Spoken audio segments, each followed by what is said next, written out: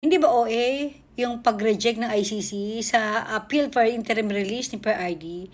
I mean, come on, sa age niya at sa kalagayan niya, na kalusugan niya, talagang iniisip niyo pa na banta si PRRD? Okay, sa mga naging allegedly victim niya?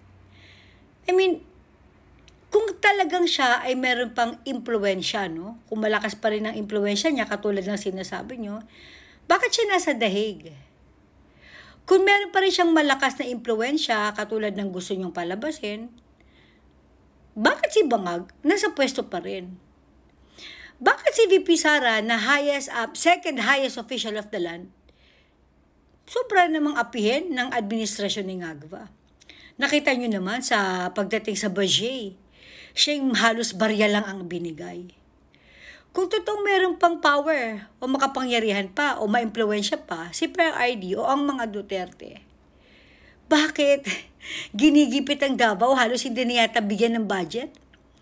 Diba? Ang Davao City. Anong power ang sinasabi nyo? Si Ngagva ang powerful. Si Ngagva ang presidente. Siya yung nasa administrasyon ngayon. Siya yung nasa Malacanang.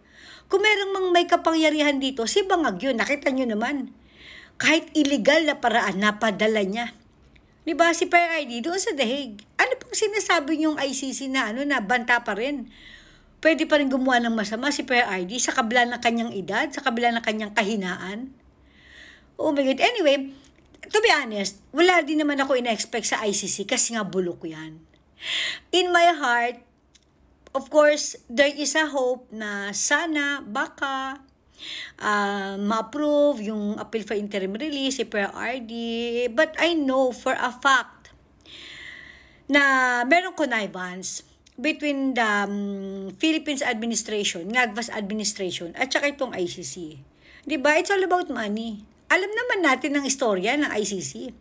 Hindi na sila binibigyan ng budget kasi wala naman sila mga kasong hinahawakan. Pagkatapos sakto, dumating si PRRD. High profile ito, ha?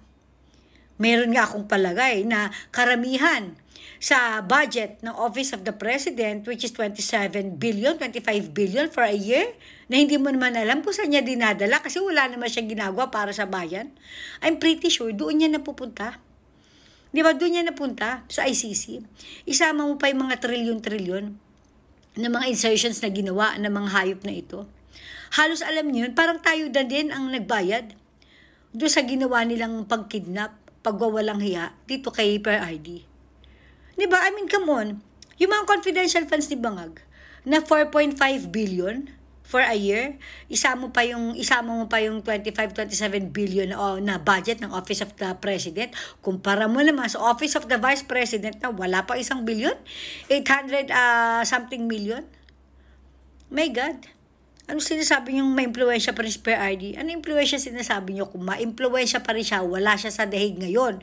Kung ma-impluwensya pa rin siya, malamang-lamang si Ngagva, sinipa na sa Pilipinas. Ganun yun.